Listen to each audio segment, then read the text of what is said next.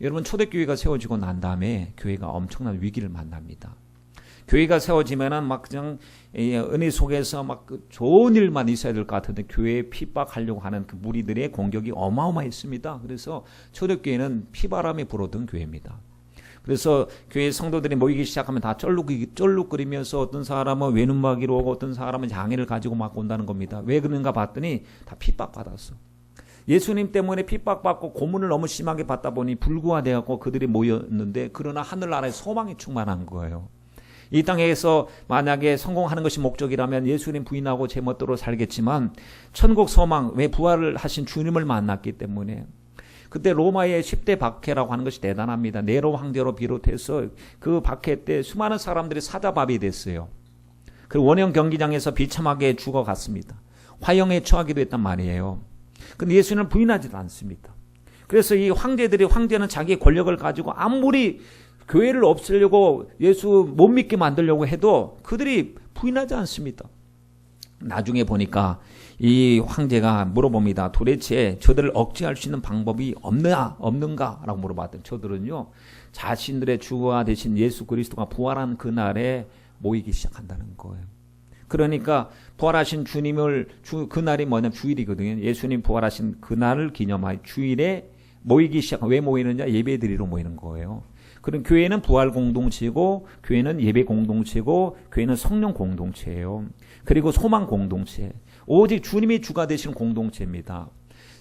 주님께서 마태복음 16장 18절 말씀에 보면, 또 내가 내게 이르노니 너는 베드로라, 내가 이 반석 위에다 내 교회를 세울 것이다. 교회는 주님의 교회를 주님이 세우시는 거예요.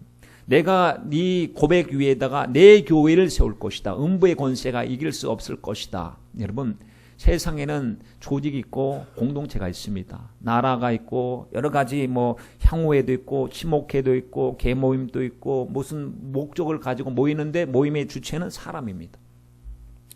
사람이라서 처음에는 흥할 수도 있지만 나중에는 사람의 주체가 되면 사람 바뀌면 다 무너집니다. 근데 교회의 주인은 주님이시기 때문에, 주님은 영원토록 불변하시고 온전하신 주님이 교회를 붙잡고 계시기 때문에 사람이 지나가도 교회는 온전하게 시대마다 하나님의 역사를 통해서 교회가 든든히 서왔어요. 그동안 이 독재 정권을 통해서, 공산 정권을 통해서 교회를 무너뜨리려고 얼마나 수단 방법을 가리지 않고 교회를 피박을 많이 했습니까? 성경책자에 불살라버리고 성도들을 갖다가 참수형시키고 다 죽여도 그들의 조직이, 그들의 나라가 무너졌지 하나님의 나라가 무너지지 않았습니다. 왜냐하면 주님께서 세우신 교회는 영원하기 때문에. 왜? 주님이 책임져 주십니다. 여러분, 주님께서 말씀을 하셨어요. 내가 내 교회를 세우겠다고요. 근데 주님이 이렇게 고백을 하시고 나서 그 교회를 언제 세운지 아시잖아요.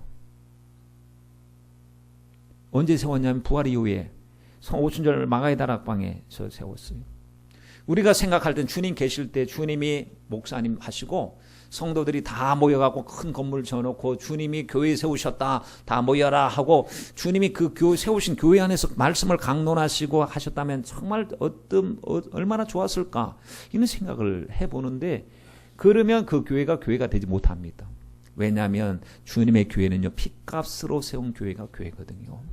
그런 교회라고 하는 것은 주님이 모신 목적은 내가 생명 주러 왔다, 나는 대속물로 많은 사람의 생명을 구원하기 위해서 내 목숨을 많은 사람을 위한 대속물로 주기 왔다 했던 것이 성취되는 사건이 바로 십자가였어요.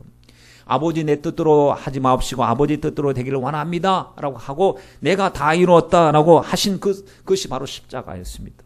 십자가는 인류의 죄를 다 대속하신 하나님의 은혜의 역사였어요. 그러니 십자가가 없으면 교회가 아닙니다. 우리 십자가에 대한 고백이 없으면 교회가 아니고, 여러분, 그래서 주님께서 십자가와 그 피로 세우신 교회가 바로 주님이 세우신 주님의 교회인 것이죠. 그러므로 교회에서 가장 중요한 게 뭐냐면 죄 문제입니다. 교회가 다루어야 될, 세상에서는 죄를 안 다뤄요. 다른 어떤 조직도 죄를 다루는 데는 없습니다. 그건 죄를 다뤄도 세상 죄를 다루죠. 그런데 영적인 죄, 인간의 본질적인 죄를 다루는 데는 교회밖에 없어요. 그 누구도 그 이야기를 하지 않습니다. 그런데 하나님께서 죄 문제를 언급했는데, 사실 보면요, 인간의 가장 근본적인 문제가 죄 문제거든요. 성경에 보면 로마서 6장 23절 말씀에 보면 죄의 삭은 사망이라고 그랬어요. 죄의 삭은 죄의 결과예요. 죄의 결과는 사망입니다. 이 사망에서 벗어날 자가 아무도 없습니다. 히브리서 9장 27절 말씀에 한 번 죽는 것은 정한 사람에게 정한 것이요 그 이후에는 심판이 있을 것이다 라고 했습니다. 그런데 죄의 삭은 사망인데 모든 사람들이 사망의 덫에 걸려 있어요. 그 이후에는 반드시 하나님의 심판을 피해갈 수가 없습니다. 그런데 사망 문제를 해결하지 않고 주님 앞에 가면 여전히 우리는 절망이에요. 소망이 없습니다. 왜냐하면 영원토록 이 형벌을 받기 때문에 그렇지요. 그러니 주님께서 오셔서 십자가에 못 박으시고 내가 다 이루었다 하실 때 우리가 감당해야 될 죄의 값을 주님이 다 지불해 주셨어요. 그런데 예수님 안에 생명이 있다는 것은 나의 모든 죄를 주님이 다 씻어 사해 주셨기 때문에 우리는 자유하게 되었고 우리는 하나님의 자녀가 되었고 그리고 천국을 소망하게 되었습니다. 교회 안에서 우리가 해야 될 일이 무엇이냐면 죄의 문제를 해결하기 위해서 최급선무가 하나님 회개해야 죄 문제 해결되거든요. 하나님 앞에 진실되게 예수님을 나의 구주로 모셔드리고 하나님 앞에 회개하는 것입니다. 와서 그냥 앉아가지고 무슨 말씀을 하나 듣고 돌아가는 시간이 아니라 이 말씀이 죄가 나에 대한 십자가의 주님, 나의 죄에 대한 주님의 은혜였구나.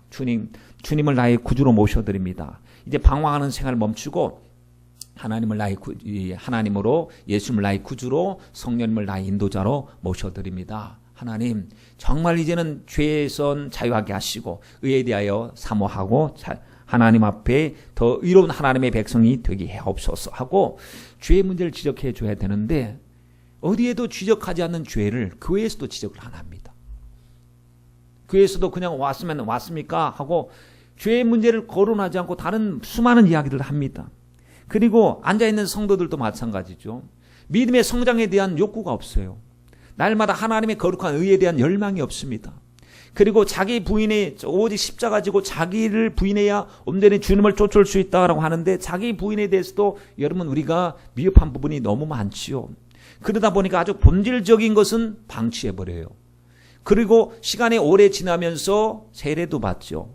그리고 집사도 되고 뭐도 되고 계속해서 겉으로는 뭔가 포장이 되는데 겉으로 보면은 실제적인 가장 중요한 문제를 건드리지 않고 대충 덮고 지나가는 이 문제가 오늘 우리들의 모습이 아닌가 싶습니다. 그러다 보니까 어떤 일이 생기냐면요. 종교인이 양성이 되는 거예요. 예수의 사람, 성령의 사람, 믿음의 사람이어야 되는데 종교인이 양성이 되다 보니까 속엔 자기가 주인이면서도 주님의 자녀인 척, 변화받은 척 하는 그러한 우스운 일들이 생기고 많은 것이죠.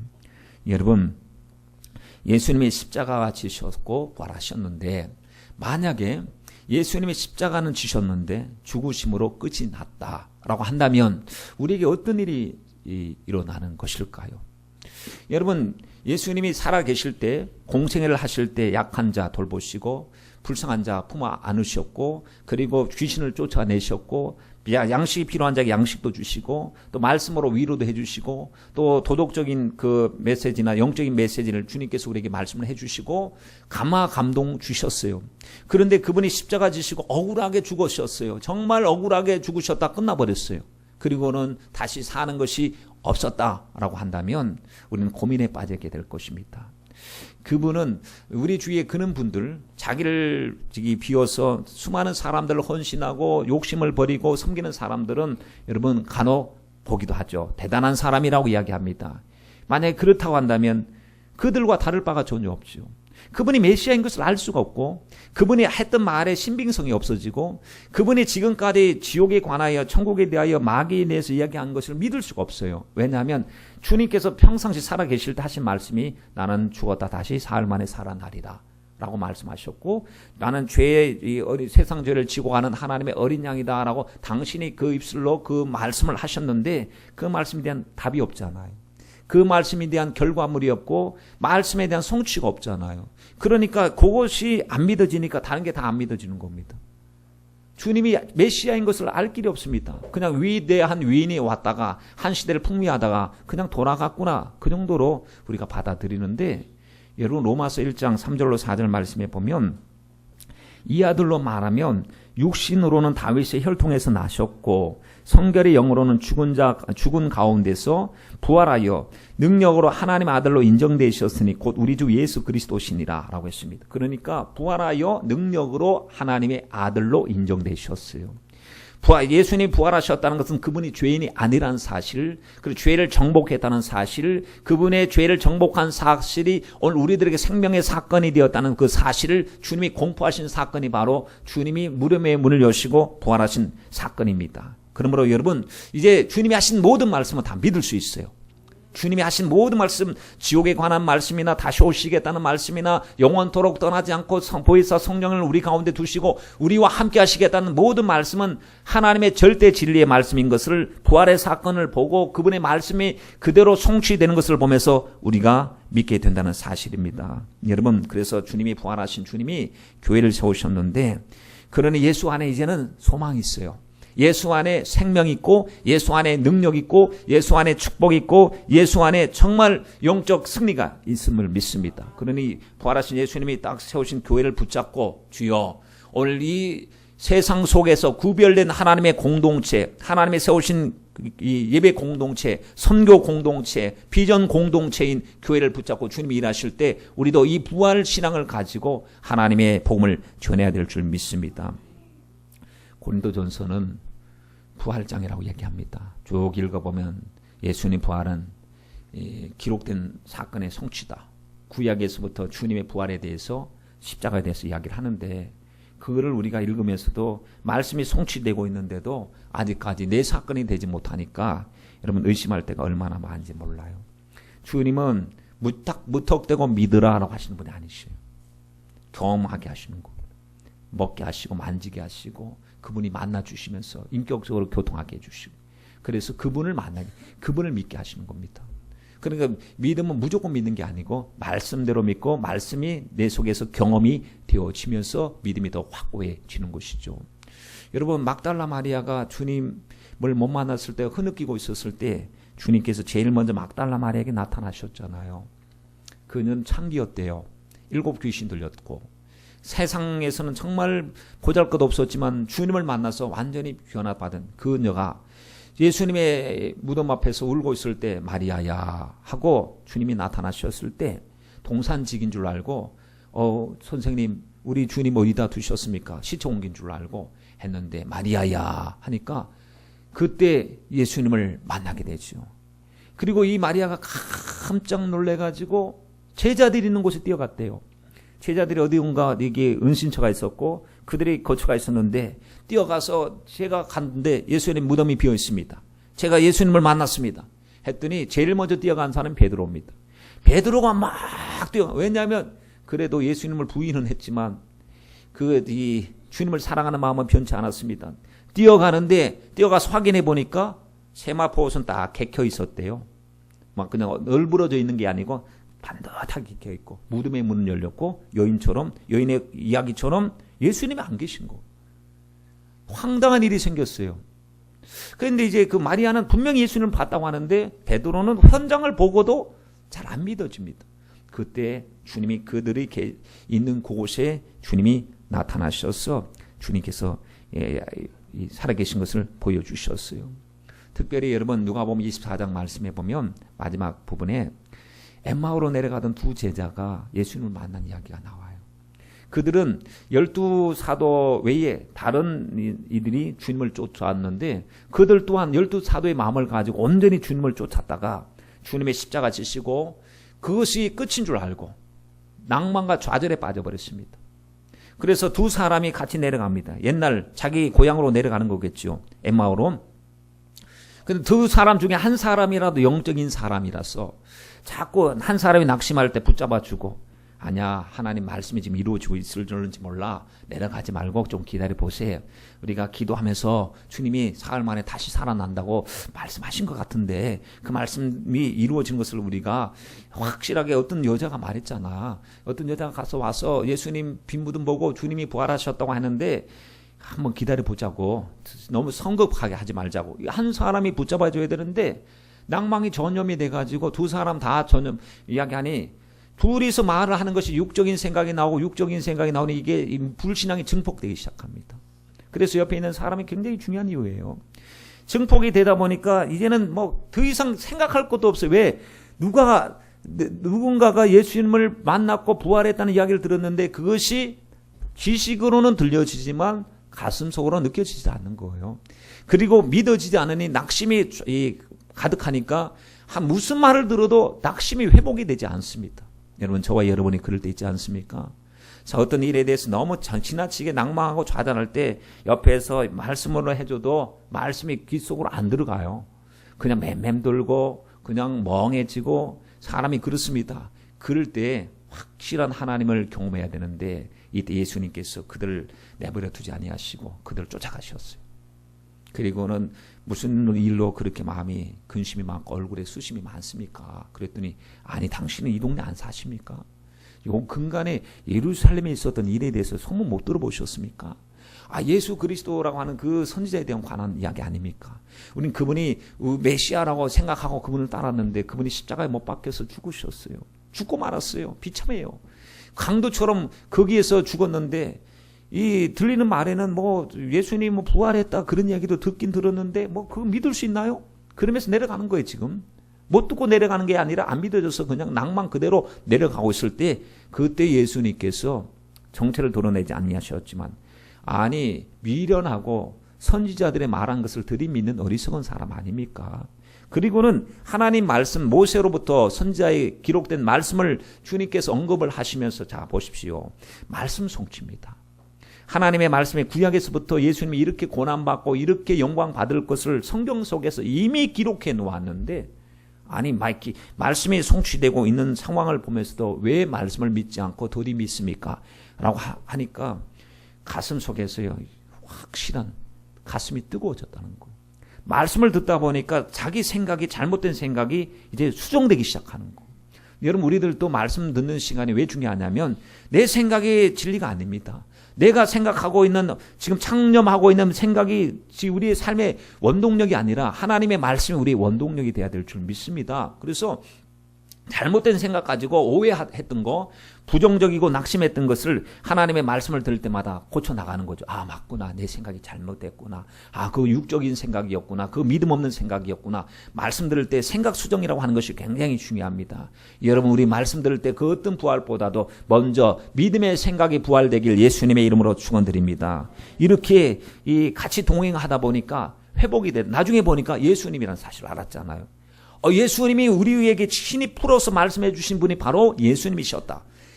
그 예수님을 부활하신 주님을 만나는 순간에 내려가던 길을 멈추고 방향을 틀어서 예루살렘으로 올라가서 남들이 말했던 그 말씀 그대로 고백합니다. 막달라 마리아가 예수님을 만났다고 했는데 우리도 만났습니다. 자초지정을 얘기합니다. 이렇게 우리 의심하고 낙심했을 때 주님께서 쫓아오셔서 말씀으로 풀어주실 때 그때는 주님인 줄 몰랐는데 나중에서 우리가 주님의 정체를 알아보고 나니까 주님이 호련히 사라지셨는데 그분은 정말로 살아계셨고 말씀에 성취하신 메시아임이 확실합니다. 라고 이야기했습니다. 여러분 공동체 속에 보면요. 믿음의 정도가 다 달라요. 어떤 사람은 확실한 믿음을 가지고 순교적인 믿음을 가지고 있는 사람이 있는가 하면 어떤 사람은 믿음이 전혀 없는 사람이 있습니다. 그런데 믿음이 있는 사람의 모든 믿음이 공통적인 믿음으로 평준화되고 더 성령 충만하면 좋을 텐데 믿음이라고 하는 것이 갑자기 전자 자판기에서 뭘 뽑아내듯이 금세 뚝 떨어지는 게 아니잖아요. 그러다 보니까 확신을 가진 고린도 교회 속에서도 부활에 대한 신앙에 대한 회의적인 생각을 가진 사람들이 등장을 했습니다. 예수님이 부활했다는데 그거는 못 믿겠다. 그거는 못 믿겠대요. 여러분 15장 12절 말씀에 그리스도께서 죽은 자 가운데서 다시 살아나셨다 전파되었거늘 내 중에 어떤 이들은 어찌하여 죽은 자 가운데서 부활이 없다 하느냐라고 했습니다. 여러분 예수님이 부활하신 사건이 성령의 역사예요. 영적인 역사입니다. 과학과 이성과 경험을 초월한 역사입니다. 합리적인 생각으로는 이해가 안 되는 사건이에요. 여러분 죽었다가 죽은 줄 알았는데 아직 숨이 안 끊어진 사람은 봤어요. 그렇죠? 그러다가 이 관에다 씌워놨는데 관 뚜껑을 두드려 갖고 그건 부활한 게 아니라 안 죽었던 사람이에요. 그런데 예수님은 부활이 정확하게 장사 지내고 사흘 만에 그것도 죽는 것을 확인할 모습으로 옆구리에 창을 폭 찔러서 물과 피가 다 쏟아지고 주님은 기력이 완전히 쇠진해서 십자가 달리시기 전에 거반 다 돌아가실 정도로 그렇게 힘드셨던 주님. 그런 주님의 죽음을 이해를 못하는 거죠. 그분이 다시 살아나셨다. 아니 보통 살아나도 여러분 회복하려면 회복실에서 한 보름 정도 뭐 입원을 해도 한 달 정도는 입원해야 사람이 거동하고 활보를 할 수 있지. 아니 갑자기 사람이 죽어 기진맥진하고 물과 피를 다 쏟은 사람이 살아나도 그렇게 며칠이 안 돼가지고 그렇게 움직일 수가 있겠습니까? 이성적으로 생각하니까 받아들이지 않는데 성경은 이성적인 책이 아닙니다. 하나님의 말씀의 책이죠. 초이성적이고 초과학적인 것이 바로 하나님의 말씀인 것입니다. 그래서 영적인 것은 영적인 것으로 분별하는 거예요. 그러니 영적인 경험을 안 하면 남들이 하는 이야기가 잘 들려지지 않습니다. 죄나 마귀나 성령의 역사나 성령의 은사나 천국이나 지옥 이런 것은 보이는 일이 아니라 보이지 않는 영적인 일에 관한 것들입니다. 그러므로 여러분 우리는 말씀에 기록된 영적인 말씀들을 이제는 누가 이야기해서 억지로 믿는 것이 아니고 우리가 하나님을 경험해서 야 이거 내 사건이 되니까 희한하게 믿어지는 거예요. 여러분 하나님이 천지를 창조하신 것을 믿으세요? 하나님께서 인간을 흙으로 빚어서 그 코에 생기를 불어넣은 걸 믿으세요? 여러분 그러면 왜 부활을 못 믿을 이유가 없어요? 부활은 더 간단한 사건이에요. 처녀가 잉태했다는 것은 여러분 하나님께서 말씀으로 천지를 창조하셨다는 말씀만 믿어지면 모든 것이 다 믿어지는데 보면은 다른 건 다 믿는다는데 부활을 또 안 믿는데요. 여러분 그런 일은 인간적인 이 수준에서 생각하다 보니까 자꾸 하는데 우리는 하나님 내 수준에서 하나님의 말씀을 믿는 것이 아니고 성령으로 하나님의 말씀이 믿어지는 하나님 은혜가 되게 하시고 말씀이 내게 경험이 되게 하여 주옵소서. 여러분 경험이 되니까 놀랍니다. 야 은사라기 이런 것이구나. 성령 받는 것이 이것이구나. 영적 전쟁이라고 하면 마귀 역사 치열하구나 라는 사실을 여러분 몸으로 막 경험이 되어질 때 자는 자를 맡겨올 수 있어요. 여러분 영적인 게 정말 실제입니다. 예수님께서 사단이 마귀가 우는 사자같이 두루다니며 삼킬 자를 찾고 있다는 말씀이 조금도 거짓이 없습니다. 과장되지 않았습니다. 정확한 모습입니다. 지금이 영적인 모습이 그러한데 내가 몰라서 너무 혼자만 안주하고 아니다 이야기했는데 경험해 보니까 마귀가 지금 여러분 역사를 하고 있습니다. 우리 깨어 있어야 됩니다 하고 여러분 자는 자를 깨우는 주의 일꾼이 될 줄 믿습니다. 예수님께서 부활하시고 나서 우린 다 달라졌어요. 이제는 소망 없는 우리들이 소망을 얻게 되었고 이제 죽어야 할 인생들이 죽지 않아야 할 인생들이 되었고 빚을 갚아야 되는데 빚 갚을 방법이 없었던 우리들 주님께서 대신 속죄하심으로 말미암아 빚을 다 청산해 주셨고 자유함을 주셨다는 증표가 바로 부활인 것이니 이제는 우리가 과거에 매여서 종로로 타고 살던 것에 대해서 단호하게 외칠 수 있어요. 사단아 너는 나를 참수할 이유가 없다. 사망아 너의 쏘는 것이 어디 있느냐. 사망아 너의 이기는 것이 어디 있느냐. 옛날에 사망하면은 사망의 권세에 매여서 꼼짝도 못했는데 예수님의 죄와 사망의 권세를 예수님의 부활 권세 십자가의 권세로 이기셨으니 그 은혜로 우리도 예수님 부활하시고 우리도 부활 소망을 갖게 되었으니 사망의 세력을 잡은 자 마귀를 향해서 외치는 겁니다. 사망아 너희 쏘는 것 어디 있느냐. 이기는 것이 어디 있느냐. 너희의 죄 쏘는 것은 죄요 죄의 권능은 율법인데 주님이 율법을 마치 십자가로서 다 마침이 되셨고 우리에게 자유를 주셨으니 너희는 더 이상 나를 참수할 근거와 이유가 없다라고 단호하게 선포할 수 있는 것입니다. 로마서 8장 1절로 2절 말씀에 그러므로 이제 그리스도 예수 안에 있는 자에게는 결코 정죄함이 없나니 이는 그리스도 예수 안에 있는 생명의 성령의 법이 죄와 사망의 법에서 너를 해방하였음이니라 라고 이야기했습니다. 여러분 예수님께서 잠자는 자의 첫 열매가 되셨어요. 근데 예수님이 그 말씀으로 죽은 자를 살리시는 것을 보여주신 것이 몇 번이 있습니다. 나사로의 사건이 더더욱 그렇습니다. 나사로의 사건 앞에서 주님께서 이 육신의 죽음에 절망하고 있었을 때 주님께서 그 마리아 마르다를 찾아가셨어. 나는 생명이요 부활이요 생명이니 나를 믿는 자는 죽어도 살겠고 무릇 살아서 나를 믿는 자는 영원히 죽지 아니하리니 이것을 내가 믿느냐라고 요한복음 11장에서 말씀을 하셨죠. 그래서 주님이 생명 되시고 부활 되심을 딱 보여주셨어요. 당신이 죽기 전부터 말씀으로 딱 살려버리시는 거예요. 나사로야 나오라. 죽은 지 나흘이 되어서 냄새가 나는데 주님께서 말씀의 능력으로 부활케 했을 때 멀쩡한 사람, 기가 막힌 희한한 능력으로 주님이 회복해 주신 것을 보게 됩니다. 여러분 그러니 주님이 죽으시기 전에도 말씀으로 죽은 자를 살리신 주님이 마지막 순간에 주님이 전지전능한 능력의 말씀으로 선포하실 때 무덤의 문이 안 열리겠습니까?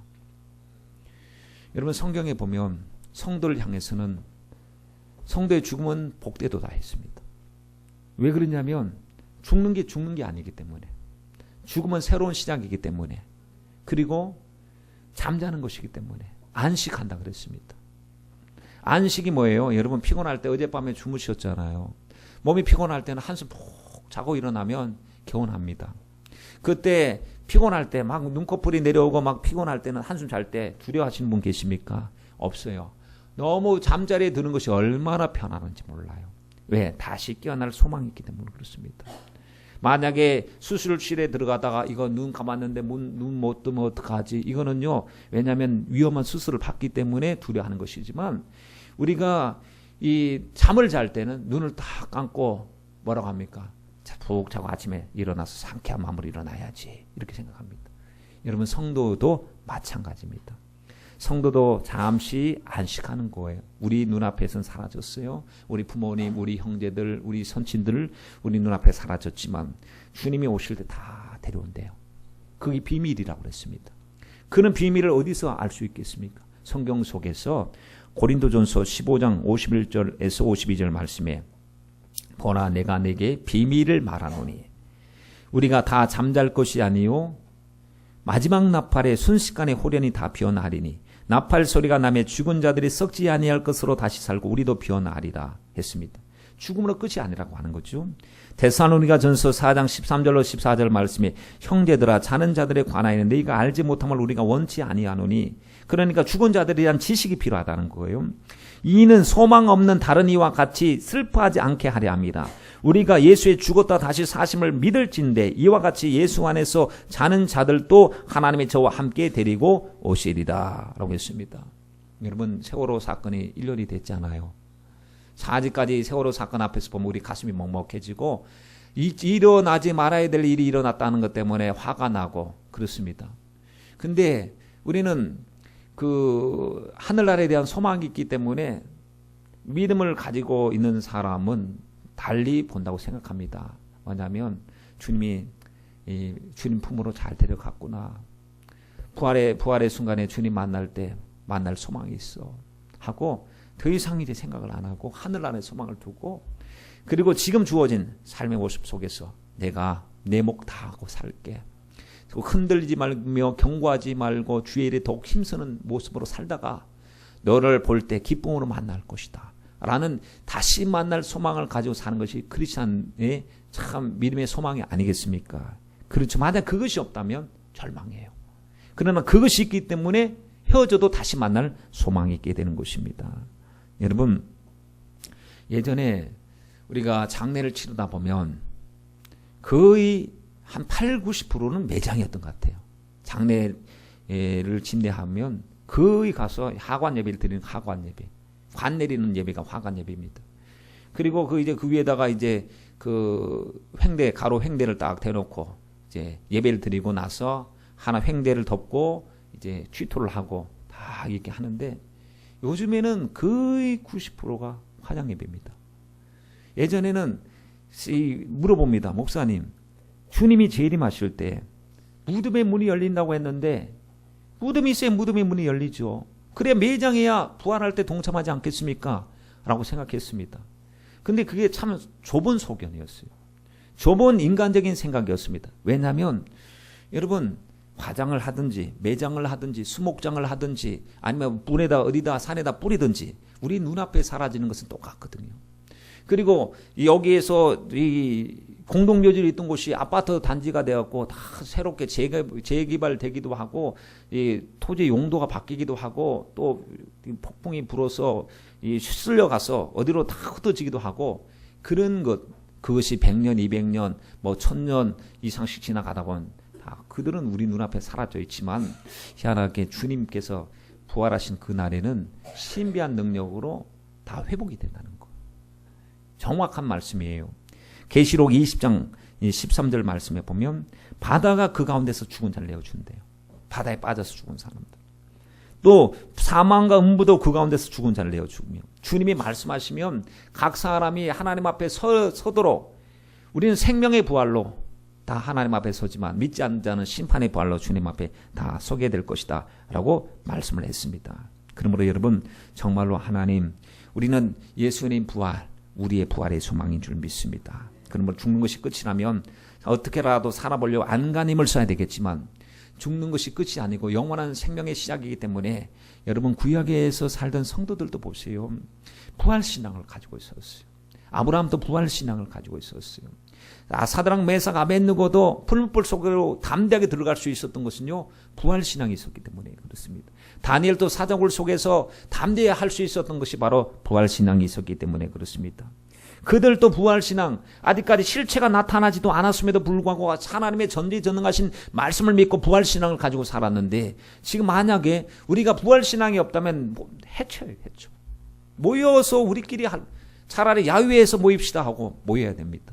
그런데 여러분, 주님이 부활하셨기 때문에 우리는 부활하신 이날, 부활하신 주님을 모셔드리고 하나님 앞에 영광 예배를 올려드리게 되는 것이죠. 그때 보면은 이 고린도 전서 15장 16절로 19절 말씀에 바울이 이렇게 말씀을 합니다. 만일 죽은 자가 다시 사는 것이 없으면 그리스도도 다시 사는 것이 없었을 터이요, 그리스도께서 다시 사는 것이 없으면 네 믿음도 헛되고 너희가 여전히 죄 가운데 있을 것이요, 또한 그리스도 안에서 잠자는 자도 망하였으리니 만일 그리스도 안에서 우리 바라는 것이 다만 이생뿐이면 모든 사람 가운데 우리가 더욱 불쌍한 자니라 라고 이야기했습니다. 여러분, 예수님 부활하신 것을 믿으시면 아멘 하십시다. 예수 부활 내 부활인 줄 믿으시면 아멘 하십시다. 여러분, 아멘을 잘 하셔요. 근데 아멘을 안 하는 사람들이 있습니다. 누구냐면 믿는다는 사람들 중에서도 예수님 부활한 걸 못 믿는 사람도 있습니다. 그들이 초신자들이 못 믿는 게 아니고 가르치는 사람들이 예수님이 부활하지 않았다고 가르치는 사람들이 있습니다. 신신학자들, 자유주의 신학자들, 그런 사람들이 그런 말을 하니 혼란하죠. 왜냐하면 보통 지도자 되는 사람들이 말을 잘 분별해서 해야 되는데 그 이상한 말을 툭툭 던지기 시작하고 혼미하고 미혹하게 되면 그 사람들이, 따라가던 사람들이 헷갈리기 시작합니다. 여러분, 지난 주일 주보를 보셨습니까? 그 주보 보면 그렇게 있었죠. 여러분, 마지막 때는 예수님께서 말씀하셨습니다. 사람의 미혹을 조심하라고 했습니다. 그래서 잘 읽어보셨으면 그런 말을 써놨을 거예요. 담임 목사도 조심해라. 무조건 의심하라는 그런 얘기가 아니고 말씀으로 안 가르치면은 조심해라는 얘기예요. 그런 사람들도 있기 때문에 그 사람 잘못된 신학 사상이나 성경관을 가지고 있기 때문에 잘못 가르치면 다 통째로 잘못되기 때문에 이때는, 마지막 때는 하여튼간 위혹을 조심해야 되는데 우리 스스로가 하나님 말씀 또 읽어보고 연구도 하고, 그리고 말씀대로면 확실하게 순종하고 따라가지만 이상한 말씀 아닌 소리를 한다 그러면 여러분 주의를 하고 또 주의해야 됩니다. 99%가 맞아도 본질적인 곳에서, 비본질적인 거 말고요, 가장 중요한 구원의 근본이 되는 본질적인 곳에서 1%가 빗나가면 상당히 위험하다는 겁니다. 그래서 99%는 맞는 것 같은데요 라고 하지만 여러분, 본질적인 것은 100%가 맞아야 되고 본질적인 것은 조금 더 빗나감이 없어야 될 줄 믿습니다. 한 눈먼 소녀가 논둑에서 연을 날리고 있어요. 그 친구들과 연을 날리고 있는 지나가는 사람이 그 광경을 물끄러미 쳐다보더니 얘가 눈을 못 보는데 연이 날리는 것이 보이나 안 보이나 궁금해서 물어봤습니다. 너 앞이 안 보이나 보다 그랬더니 예, 저 앞이 안 보여요. 근데 연을 날리네. 연이 지금 너 땅바닥에 곤두박질 쳤는지 연이 잘 나르고 있는지 어떻게 아니? 그랬더니 저는 다 느끼고 있거든요. 무엇으로 느끼는데 이 실로, 연줄로서. 그래서 실 딱 잡아보면 여러분 우리 연 날려보면 알잖아요. 얼레라고 그러죠 이거를. 풀었다 감았다라고 하는 거. 그래서 막 재밌습니다. 바람이 불면은 바람의 느낌이 와요. 막 올라가면 올라간다는 느낌이 옵니다. 눈을 감아도 그 느낌은 여전히 오는 것입니다. 눈에 보이진 않아요. 그러나 연줄이 팽팽하게 당겨져 있으면 바람에 의해서 창공을 나누고 있다는 것이 느껴진단 말이죠. 낚시를 해보신 분들도 있으실 거예요. 낚시해보면은 물속에다 줄을 던져놓고 기다리고 있다가 보면 남들은 잡은 줄 모르는데 느낌이 오는 거예요. 손맛. 그래서 느낌이 온다. 그리고 나서 낚싯줄을 감기 시작합니다. 그 느낌이 큰 것이 잡혔는지 작은 것이 잡혔는지 낚싯줄의 땡김의 그 힘에 의해서 알아차린다는 거예요. 그래서 야, 이거 느낌이 왔다, 감이 왔다, 당겨야 된다 하고 큰 것이 걸렸다고 느끼는 것처럼 여러분 안 보이잖아요. 물속이라서.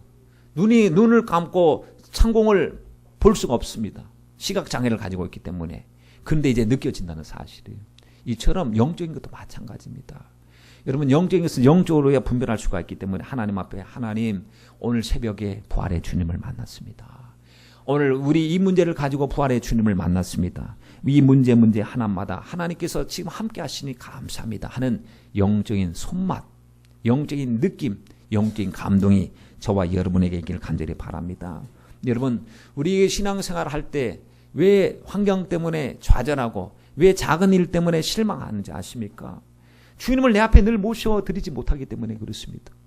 예수님이 나의 부활이 되시고 우리 주님의 생명, 주님께서 지금 이곳에 계시다라는 사실이 확실히 믿어지고 주님의 뜻 가운데 일이 이루어지고 있다는 것을 우리가 경험하게 되면 오 주여 내 주여 뜻대로 행하시옵소서.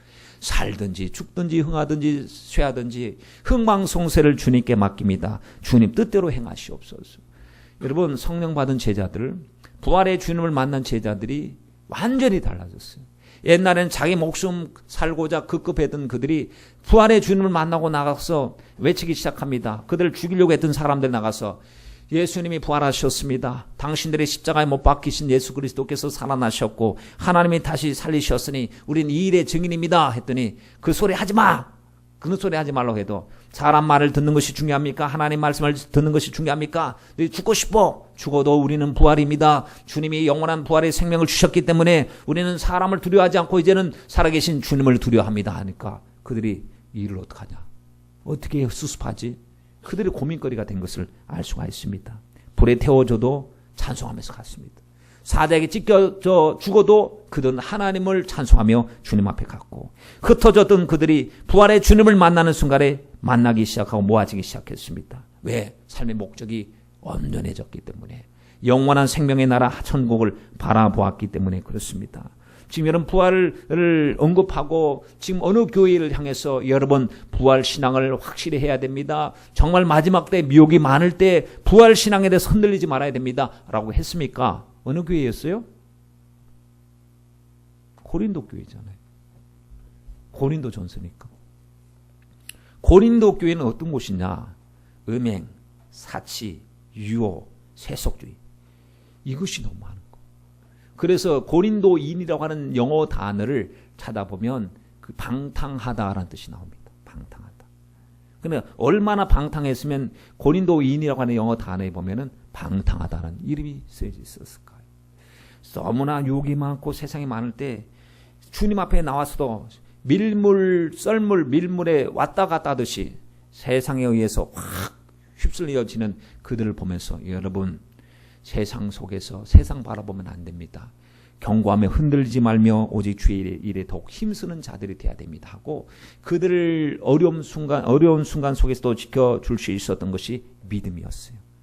세상을 이기는 것이 이것이니 우리의 믿음이라 이야기했습니다. 고린도 교회만 그렇습니까? 지금이 더하죠. 지금이 얼마나 여러분 상대주의, 세속주의, 인본주의가 공격해 들어옵니까? 학교에 가면 하나님이 창조는 무슨 창조야 신은 죽었어. 아니 선생들이 강의를 하다가 그런 불신자 선생들이 그렇게 아이들을 혼란하게 만들죠. 창조론을 분명히 하나님의 말씀을 듣는데 가면 창조된 게 아니라 진화됐다고 가르치고 있죠. 여러분 진화라고 하는 것이 더 허구성이 많고요. 그것이 진짜 믿음이 필요한 게 진화론이에요. 왜냐하면 진화론의 근거를 정확하게 밝히지도 않고 그냥 믿는 거예요. 진화가 되었다라고 믿는 것이지 진화되었다는 증거가 없습니다. 그 생물학자들에게도 진화론자들에게도 명백하게 증거를 제시하라고 하면 증거를 제시되지 못하는데 그것이 마치 진리인 양 가르치고 있으니 여러분 얼마나 많은 세속주의의 공격을 받고 있습니까? 그러니 살아계신 하나님을 만나지 못하고 확실하게 못하면 사람들의 소리에 의해서 휘청휘청거린다니까요. 여러분 오늘 말씀에 보면 우리 57절 말씀에 우리 주 예수 그리스도로 말미암아 우리에게 이김을 주신 하나님께 감사하노니 여러분 감사해야 됩니다. 우리에게 이김을 주셨어요. 정말 예수님이 부활하심으로 어떤 문제도 넉넉히 우리는 그 은혜로 이기게 될 줄 믿습니다. 그럼 감사하는 사람은 어떻게 해야 되느냐? 58절 말씀에 그러므로 내 사랑하는 형제들아 경고하며 흔들리지 말며 그랬습니다. 여러분, 우리가 문제 때문에 흔들릴 때가 있는 것은 경고하지 않기 때문에 그렇습니다. 경고하지 않다는 것은 뿌리를 내리지 않았기 때문에 그래요. 분명히 이 믿음의 닻을 굳게 내려야 되는데 다른 데에다 내려놓으니까 자꾸 움직이기 시작합니다. 우리 삶의 분명한 기준을 발견하면 휘둘리지 않거든요. 삶의 우선순위가 명백한 사람은 아무리 바쁜 일이 있어도 가장 중요한 일부터 합니다. 그것이 바로 주의 일이라고 그랬습니다. 주의 일. 여러분, 이제 흔들리지 말고 우리 주의 일에 더욱더 힘쓰는 자가 되어야 될 줄 믿습니다. 주의 일은 주님께 영광 돌린 모든 일이 주의 일인데 주의 일하다 낙심도 되잖아요. 사람 때문에 낙심도 되죠. 환경 때문에 낙심이 되죠. 사랑 가족이 우리 앞을 떠날 때 낙심이 되죠. 그럴 때 우리는 하나님의 소망이 있기 때문에 다시 만날 소망이 있기 때문에 낙심하지 않고 다시 만날 소망 때문에 경고하며 흔들리지 않고 더욱 주의 일에 힘쓰는 자들이 되는데 여러분 문제가 있습니다. 우리는 주님이 마지막 순간에 육체를 부활시켜 주실 줄 100% 믿습니다. 그런데 문제는 뭐냐면 예수의 영이 속에 있어야 된다는 사실이에요. 사랑하는 가족들 마음속에 예수에 대한 신앙의 고백이 있어야 영혼의 부활이 있죠. 육신의 부활이 있죠.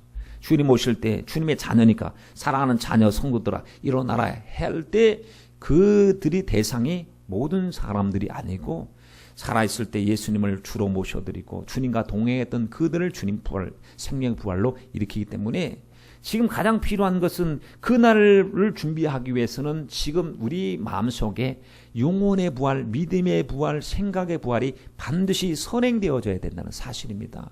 그것 없이 막연하게 내 자식이 믿음이 없어도 나중에 주님 오실 때 부활하겠지 그렇게 생각하는 사람은 없겠죠. 그렇기 때문에 하나님 영적인 부활이 우선이에요. 심령 부활, 믿음의 부활이 우선입니다. 하나님 그 믿음이 있어야 하나님 살아납니다. 주님 말씀 듣고 오늘 살아나게 해주시고 오늘 또 중생의 사건이 일어날 수 있도록 도와주시고 종로로 타던 인생이 하나님의 자녀가 되게 하시고 사망의 자리에서 생명의 자리로 옮기게 하여 주시옵소서. 이 사건은 주님 오실 때까지입니다. 그러니 전도가 이 사건이고 영혼을 주님께로 인도하는 사건이 여러분 바로 영적인 부활입니다. 우리 가족을 혹시 아직까지 우리 가족 주위를 돌아볼 때 믿음이 연약한 자들이 있으면 부활하신 주님을 만나기 위해서는 영적 부활, 육체의 부활 또 우리 삶 속에서 여러분 힘들고 어려운 문제 있습니다. 이 문제는 마치 이 무덤 문에 딱 갇힌 것 같아요. 무덤 속에 있으면 소망이 없잖아요. 그 무덤 속에 있으면 일어날 기미도 없잖아요. 그런데 상황적으로 무덤 문에 덮인 것 같은 환경 앞에서 주님께서 무덤의 문을 여시고 환경을 일으키시는 것처럼 우리 삶 속에서도 하나님 생각의 부활, 삶의 부활 모든 것이 하나님 주님의 말씀의 역사가 하나님 영혼육 또 생활 속에서 모든 것을 일으키게 하여 주시고 끼어진 것, 흩어진 것, 잃어버린 것, 다친 문, 사망의 문 다 주님 말씀 앞에 열려져서 회복하게 하여 주옵소서. 다친 문, 불신앙의 문, 안 된다는 문, 해도 안 된다는 이 어리석은 이 불신앙의 부정의 문들이 다 열리고 하나님의 생명의 역사가 예수님의 이름으로 나타나게 하여 주시옵소서. 여러분, 이 주님은 생명의 부활하신 주님의 우리가 가진 생명은 예수님의 이름 안에 모두 있음을 믿습니다. 그러므로 교회는 부활의 생명이 힘이 넘치는 이 힘을 예수라고 하는 이름으로 우리에게 주셨으니 우리는 예수라고 하는 이름 속에 있는 이 하나님의 섭리, 하나님의 생명, 하나님의 능력, 전능함이 충만한 이름을 붙잡고 믿음으로 살아가야 됩니다. 그래서 우리 일상생활 속에서도 부활의 주님의 권세가 나타나다가 주님과 교통하다가 영광 중에 재림의 주님을 생명의 부활로 만나기를 간절히 바랍니다.